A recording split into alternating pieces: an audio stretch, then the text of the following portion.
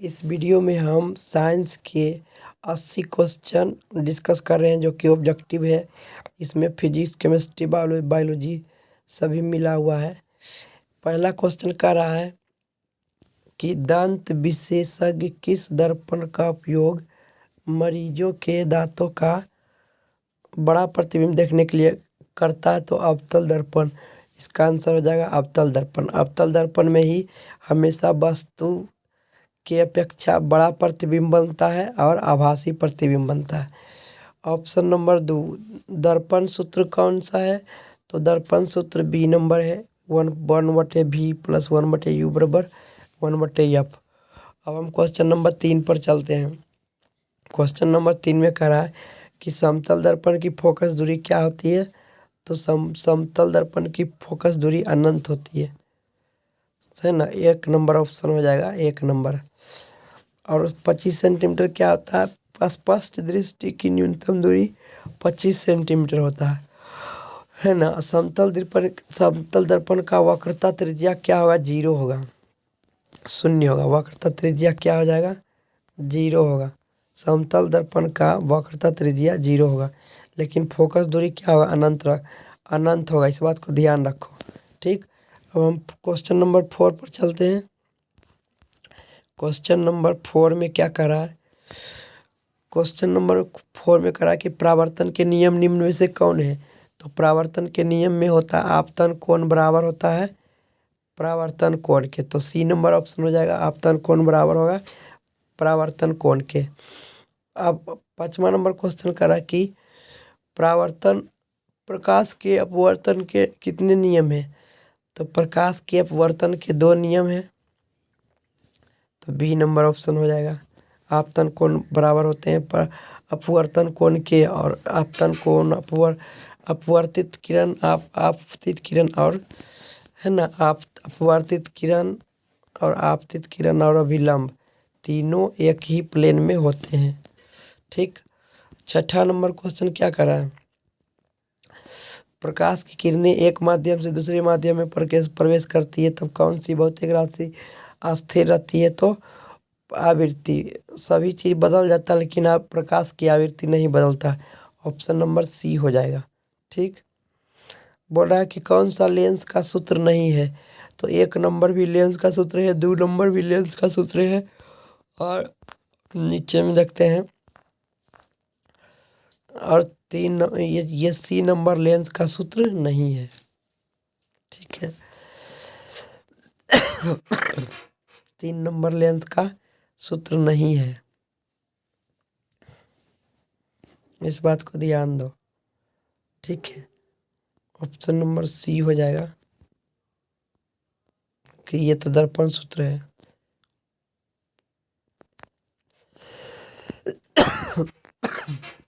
आठवां number question कह रहा है कि एक लेंस की क्षमता -4 डायोप्टर है, तो ये किस प्रकार का लेंस होगा? तो माइनस लगा हुआ है, तो माइनस से पता चलता है कि अवतल लेंस है, ठीक है। तो ये अवतल लेंस हो जाएगा। अब 9वां नंबर क्वेश्चन चलते हैं। 9वां नंबर क्वेश्चन में कह रहा है कि नेत्र के सामान्य दोष कितने हैं? तो नेत्र के सामान्य दोष ऐसे तो 4 गो है, लेकिन मेन रूप से 3 भी मान सकते हैं। निकट दृष्टि दोष, दूर दृष्टि दोष और जरा दृष्टि दोष, ठीक है। एक अबिंदुकता भी होता है, लेकिन उसको उतना काउंट नहीं करते हैं, तो 3 नंबर मान सकते हैं, सी। तो क्वेश्चन नंबर 10, श्वेत प्रकाश जब किसी प्रिज्म से गुजरती है, तब निर्गत रंगों में से कौन सा रंग का विचलन न्यूनतम होता है? तो लाल रंग का विचलन न्यूनतम होता है, क्योंकि इसका वेग जो स्पीड होता है सबसे ज़्यादा होता है, तो उतना नहीं विचलित हो पाता है। लाल रंग का विचलन सबसे कम होगा, ठीक। अब हम क्वेश्चन नंबर 15 देखते हैं। क्वेश्चन नंबर 15 में कह रहा है कि खतरे के संकेत के लिए लाल रंग का उपयोग किया जाता है, क्योंकि लाल रंग का विचलन कम होता है। लाल रंग का विचलन कम होता है, तभी तो हमारे आँखों के पास लाल रंग बहुत जल्दी और स्पष्ट दिखाई पड़ता है। अगर जो विचलित हो जाता तो लाल रंग मेरे आँखों के पास नहीं पहुँचता और दिखाई भी नहीं पड़ता, है ना। तो अब हम क्वेश्चन नंबर 12 देख रहे हैं कि कांच के प्रिज्म द्वारा श्वेत प्रकाश का विक्षेपण क्या कहलाता है। तो कांच के प्रिज्म द्वारा श्वेत प्रकाश का टूटना एक प्रकार के क्या कहलाता है, तो वर्ण विक्षेपण कहलाता है ना। प्रकाश के वर्ण विक्षेपण कहलाता है। और ऐसा क्यों होता है कि सभी प्रकाश के विभिन्न वर्णों के वेग अलग अलग होते हैं। 1 नंबर हो जाएगा। सभी प्रकाश के विभिन्न वर्णों के वेग अलग अलग होता है। अब 13 नंबर क्वेश्चन में कह रहा है कि विद्युत मोटर क्या करता है। तो विद्युत मोटर विद्युत ऊर्जा को यांत्रिक ऊर्जा में बदलता है। ऑप्शन नंबर सी होगा, विद्युत ऊर्जा को यांत्रिक ऊर्जा में बदलता है। विद्युत फ्यूज का क्या काम है। तो विद्युत फ्यूज विद्युत धारा के ऊष्मीय एवं चुंबकीय प्रभाव पर कार्य करता है। विद्युत फ्यूज विद्युत धारा के ऊष्मीय प्रभाव पर काम करेगा। ए नंबर और ऊष्मीय प्रभाव पर कार्य करता है। विद्युत फ्यूज विद्युत धारा के ऊष्मीय प्रभाव पर कार्य करता है। 15 नंबर, चुंबक के भीतर चुंबकीय क्षेत्र रेखाओं की दिशा उत्तर से चुंबक के भीतर तो दक्षिण से उत्तर की ओर होगा, क्योंकि दक्षिण में प्रवेश करता है और उत्तर निकलता है, तो दक्षिण से उत्तर की होगा। बी नंबर ऑप्शन, है ना। विद्युत धारा के चुंबकीय प्रभाव की खोज किसने किया था। तो विद्युत धारा के चुंबकीय प्रभाव का खोज ओरस्टेड ने किया था। सबसे पहले ओरस्टेड ने ही बताया था कि जब विद्युत धारा जब किसी चालक तार में प्रवाहित होती है और उसके आसपास कोई लोग चुंबकीय पदार्थ ले जाते हैं तो एक वृत्ताकार संरचना बनाती है। जैसे कि इसमें इस तार में करंट फ्लो हो रहा है और एक कागज पर हम रखते हैं बारूद बुरादा बिछा देते हैं, तो ये जो बुरादा वो गोल गोल जैसा संकेंद्रीय वृत्त बनाता है। यही ओरस्टेड के प्रयोग है। तो सबसे पहले इसी ने बताया था। अब हम 17 नंबर क्वेश्चन देखते हैं। 17 नंबर क्वेश्चन में कह रहा है कि जब किसी विद्युत धारा को किसी चालक से प्रवाहित करते हैं तो चालक के चारों ओर चुंबकीय क्षेत्र उत्पन्न होता है। इस घटना को कहते हैं चुंबकीय प्रभाव। बहुत इंपॉर्टेंट क्वेश्चन है दोस्तों, इसे अच्छी तरह से याद करना है ना। कि किसी विद्युत धारा को किसी चालक से प्रवाह करते हैं, है ना, तो चालक के चारों ओर चुंबकीय प्रभाव उत्पन्न हो जाता है। जीवाश्म ईंधन की ऊर्जा वास्तविक स्रोत क्या है। तो जीवाश्म ईंधन की वास्तविक ऊर्जा स्रोत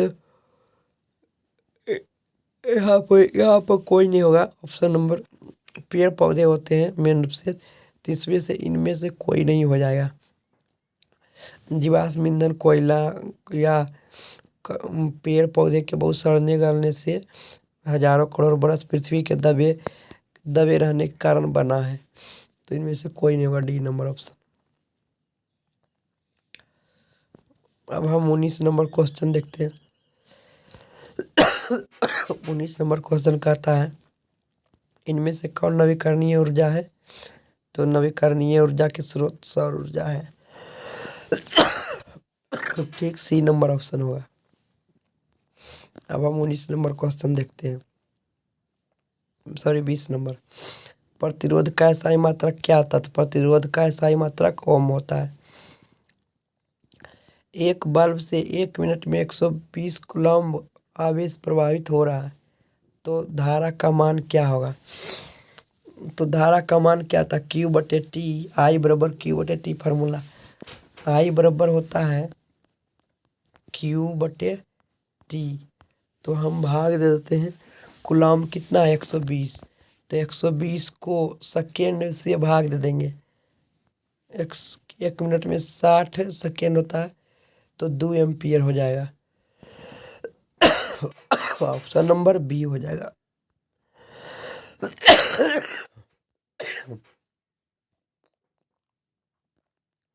क्वेश्चन नंबर 22। क्वेश्चन नंबर 22 में कह रहा है कि यदि R1 एवं R2 दो प्रतिरोध हैं जो समांतर क्रम में जुड़े हुए हैं तो तुल्य प्रतिरोध क्या होगा?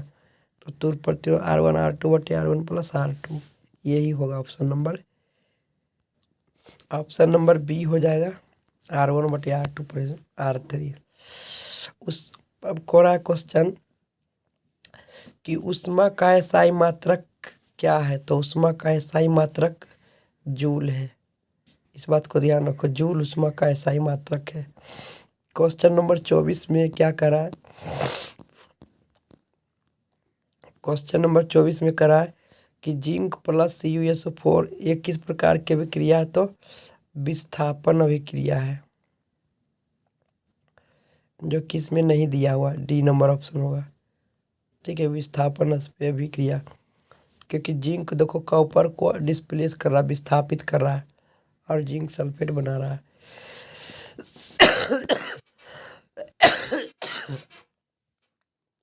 क्वेश्चन नंबर 25 में कह रहा है कि सिल्वर आयोडाइड का रंग कैसा है? तो सिल्वर आयोडाइड का रंग मेन रूप से पीला होता है। ठीक है, यहाँ पर ऑप्शन बी नंबर होगा। उपचयन किसे कहते हैं? 26 नंबर क्वेश्चन में उपचयन किसे कहते हैं? ऑक्सीकरण।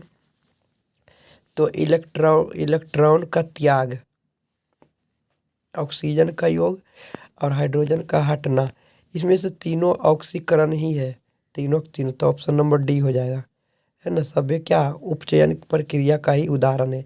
या तो इलेक्ट्रॉन को त्याग करेगा, या तो ऑक्सीजन का संयोग करेगा, या हाइड्रोजन का विस्थापन, सभी क्या ऑक्सीजन उपचयन का ही प्रक्रिया है।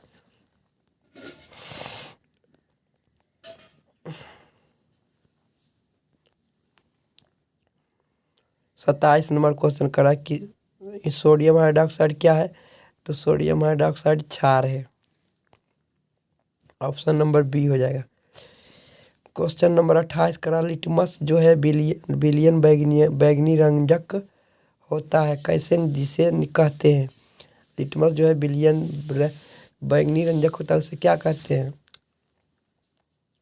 उससे लाइकेन कहते हैं। ठीक है, ऑप्शन नंबर ए।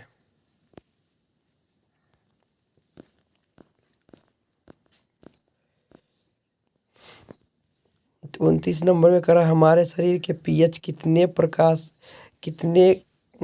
के बीच होते हैं? हमारे शरीर का पीएच मान कितने के बीच होता है? तो हमारे शरीर का पीएच मान 7 से 7.8 तक होता है, C number option. Plaster of Paris का रासायनिक सूत्र क्या है? तो प्लास्टर ऑफ पेरिस का रासायनिक सूत्र ये है, बी नंबर ऑप्शन। ठीक, CaSO4.5H2O, ये तो सी नंबर ऑप्शन में जो है वो जिप्सम का रासायनिक सूत्र है, जिप्सम का रासायनिक सूत्र। अब क्वेश्चन नंबर हम 31 पर चलते हैं। क्वेश्चन नंबर 31 में करा ग्रेफाइट क्या है? तो ग्रेफाइट विद्युत का सुचालक है, बी नंबर ऑप्शन। किस धातु का गलनांक सबसे कम होता है? तो सबसे कम गलनांक सोडियम का होता है, तुरंत गल जाता है। सबसे अधिक क्रियाशील क्या है? तो सबसे अधिक क्रियाशील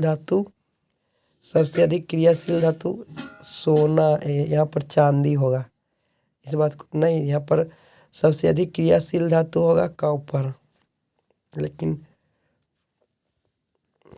कॉपर से ज़्यादा अधिक क्रियाशील धातु क्या होगा? तो यहाँ पर कॉपर ही होगा। ठीक है, कॉपर होगा सबसे अधिक क्रियाशील धातु, ये नहीं होगा, कॉपर होगा, इस बात को ध्यान रखो। अब हम 35 नंबर क्वेश्चन देखते हैं। ऑक्सीजन की संयोजकता कितनी होती है? तो ऑक्सीजन की संयोजकता 2 होती है। क्यूपराइट से किस धातु का अयस्क बनता है?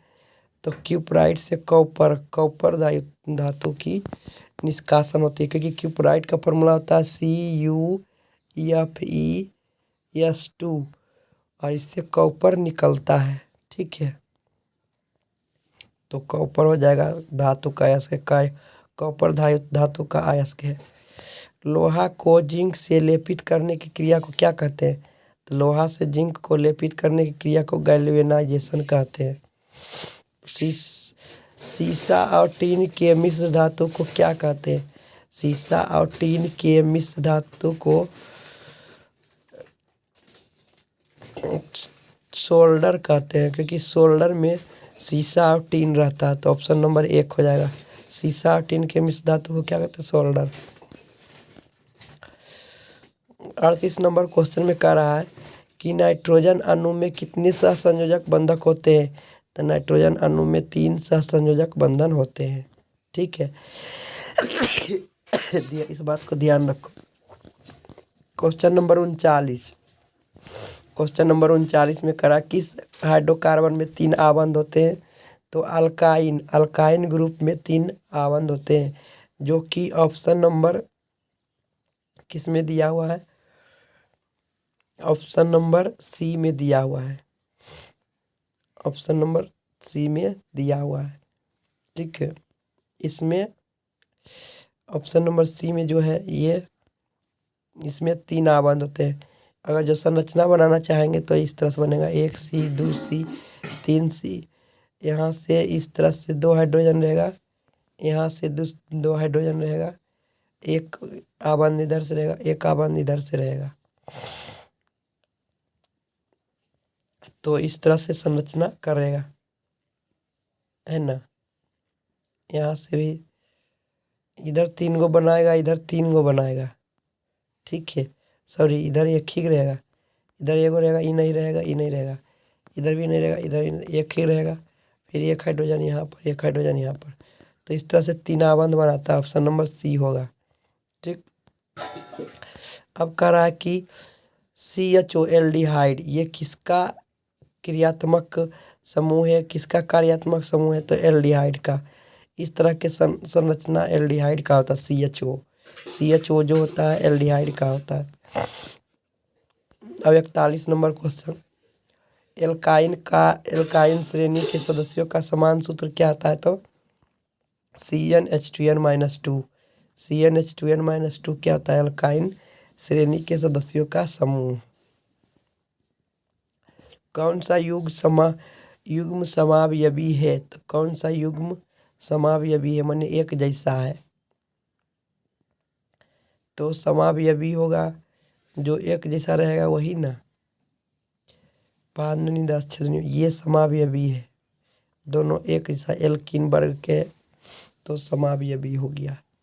ठीक, इस बात को ध्यान रखो। अब हम क्वेश्चन नंबर 43 में करा कि कौन सा असंतृप्त कार्बन है? तो एल्कीन और एल्काइन क्या होता है? असंतृप्त कार्बन होता है। इसमें ऑप्शन नंबर हो जाएगा 1 हो जाएगा असंतृप्त कार्बन, बाकी तो संतृप्त कार्बन है। 44 में देखते हैं। 44 नंबर क्वेश्चन करा कि अल्कोहल में कौन सा तत्व उपस्थित नहीं है? तो ऑक्सीजन और हाइड्रोजन होता है अल्कोहल C2H5। तो कार्बन भी रहता है, ऑक्सीजन हाइड्रोजन। नाइट्रोजन उपस्थित नहीं है अल्कोहल में, नाइट्रोजन उपस्थित नहीं है। CH3OH होता है फार्मूला, इसमें नाइट्रोजन नहीं ना है, तो नाइट्रोजन होगा आंसर। बेंजीन का रासायनिक सूत्र क्या था? तो C6H6। ऑप्शन नंबर सी, C6H6। आयोडीन को किस द्रव में घोलने से टिंचर आयोडीन बनता है? तो आयोडीन को क्लोरोफॉर्म में घोलने से टिंचर आयोडीन बनता है। ठीक है, इस बात को ध्यान रखो।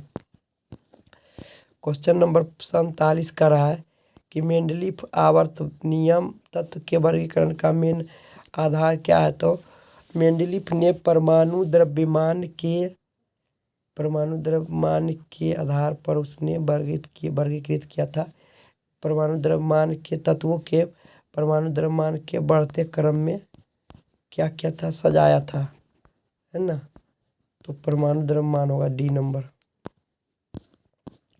48 नंबर क्वेश्चन क्या करा, 48 नंबर क्वेश्चन करा कि आवर्त सारणी के प्रथम वर्ग के सदस्य क्या होते हैं।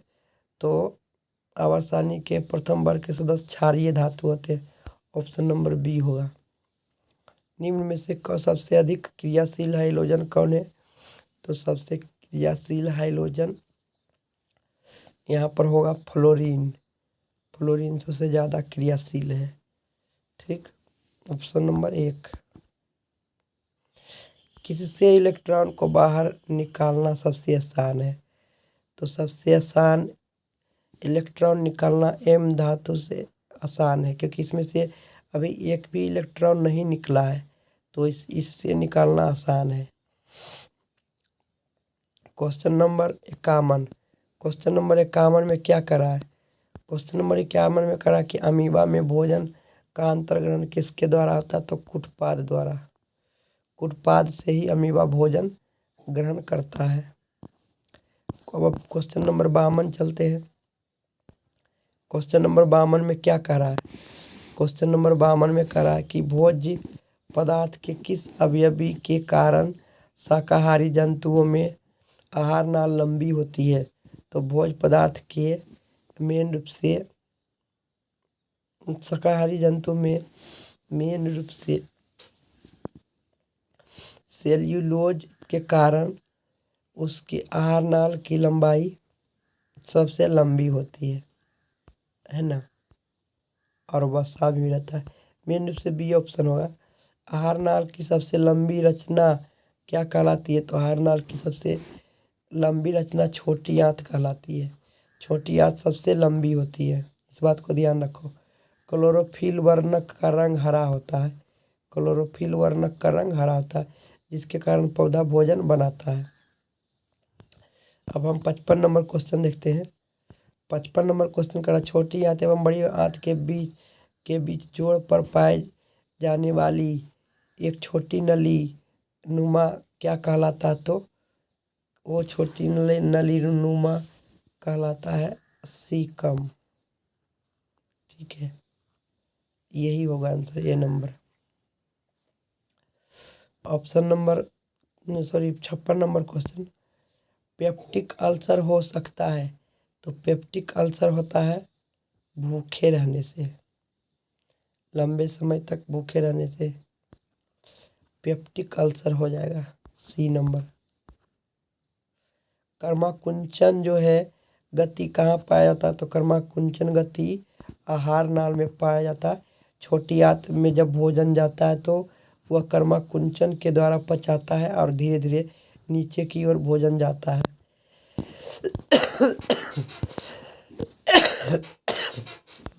अब क्वेश्चन नंबर 58 देखते हैं। आमाशय में आने वाली अम्लीय भोजन को क्षारीय कौन बनाता है। तो आमाशय का जठर रस क्या करता है, क्षारीय बनाता है। एक प्रकार के रस निकलता है जो कि क्षारीय कर देता है। फेफड़ा से ऑक्सीजन की कोशिका में पहुंचाने का कार्य कौन करता है। फेफड़ा से ऑक्सीजन को कोशिका में पहुंचाने का काम आरबीसी करता है। और आरबीसी में क्या रहता है, हीमोग्लोबिन रहता है। मेन रूप से हीमोग्लोबिन ही ऑक्सीजन पहुंचाता। तो बी नंबर मार देते हैं, बी नंबर ऑप्शन। अब क्वेश्चन कर रहा है कि 60 नंबर में पैरामीशियम में गैसों का आदान प्रदान किससे होता है। तो पैरामीशियम में गैसों का आदान प्रदान भी किससे द्वारा होता है। तो वेस्ट्यूल द्वारा। किण्वन की प्रक्रिया क्या कहलाती है। किण्वन अवायवीय श्वसन की प्रक्रिया है, वह वायु की अनुपस्थिति में होता है। किण्वन प्रक्रिया वायु की अनुपस्थिति में होता है। क्वेश्चन नंबर 62, शोषण की कौन सी क्रिया कोशिका द्रव्य में होती है? तो शोषण की एटीएस, क्रेब्स चक्र, क्रेब्स ग्लाइकोलाइसिस, क्रेब्स चक्र में होता है कोशिका द्रव्य। बी नंबर होगा, क्रेब्स चक्र की क्रिया कोशिका द्रव्य में होती है। अब हम क्वेश्चन नंबर 63 में कहते हैं क्या है, शरीर में एंटीबॉडी का निर्माण होता है किसके कारण? तो शरीर में एंटीबॉडी का निर्माण होता है लिम्फोसाइट द्वारा। ये हमारे शरीर की रक्षा करता है। पौधों में पानी एवं घुलित खनिज पदार्थों का संचालन किसके द्वारा होता है? तो जाइलम नलिकाओं द्वारा, इसी के द्वारा होता है। सबसे तेज हृदय धड़कन किसका होता है? तो सबसे तेज हृदय धड़कन चूहा का होता है, एक बार में बहुत बार धड़कता है। 66 नंबर क्वेश्चन क्या कर रहा है, मनुष्य के हृदय में पेसमेकर कहाँ पाया था? तो मनुष्य के हृदय में पेसमेकर बाएं आलिंद की दीवार पर पाया जाता है। ठीक। 66 नंबर क्वेश्चन क्या कर रहा है कि 66 नंबर क्वेश्चन कर रहा है, ये तो मैंने बता दिया। 67 नंबर क्वेश्चन, सरीसृप के हृदय में 2 आलिंद और 2 निलय होते हैं। 2 आलिंद और 1 निलय होते हैं। ऑप्शन नंबर क्या होगा? C number. मनुष्य के वृक्क की रचनात्मक एवं क्रियात्मक इकाई क्या कहलाती है? तो न्यूरॉन कहलाती है मनुष्य के वृक्क की। ऐसे तो नेफ्रॉन होगा, सॉरी, वृक्क बोला होगा तो नेफ्रॉन ए नंबर, वृक्क नालिका होगा। 69 नंबर क्वेश्चन, पादप अपशिष्ट कहाँ संचित रहते हैं? तो पादप के अपशिष्ट छाल में, पत्ती से बाहर निकलता है, कोशिकीय रिक्तिका में। 3 नंबर सी ऑप्शन होगा। उद्दीपन को ग्रहण करने वाले अंग क्या कहलाते हैं? तो ग्राही अंग कहलाते हैं। बी नंबर हो जाएगा आंसर। अब क्वेश्चन करा 71 नंबर, मस्तिष्क का कौन सा भाग शरीर की स्थिति एवं संतुलन का अनुरक्षण करता है? तो मस्तिष्क की स्थिति एवं संतुलन का अनुरक्षण मध्य मस्तिष्क ही करता है, मध्य मस्तिष्क। अब हम 72 नंबर क्वेश्चन देखते हैं, अनैच्छिक क्रियाओं का नियंत्रण कौन करता है? तो अनैच्छिक क्रियाओं का नियंत्रण मेडुला ऑब्लंगेटा करता है। क्वेश्चन नंबर 73 में, मनुष्य में मादा जनन अंग से किस हार्मोन का स्रावित होता है? तो प्रोजेस्टेरॉन, एस्ट्रोजन, रिलैक्सिन, इनमें से सभी होगा। प्रोजेस्टेरॉन भी, एस्ट्रोजन भी, सभी ये जो है मादा जनन के हार्मोन हैं। कौन से जनन संचारित रोग के अंतर्गत आते हैं? तो एड्स, सिफिलिस, गोनोरिया, सभी, इसमें भी सभी होगा। अब हम 73 नंबर क्वेश्चन देखते हैं, सॉरी 75 नंबर, नरबंध्याकरण को क्या कहते हैं? नरबंध्याकरण को कहते हैं ट्यूबेक्टोमी, वैक्सोक्टोमी कहते हैं। C number.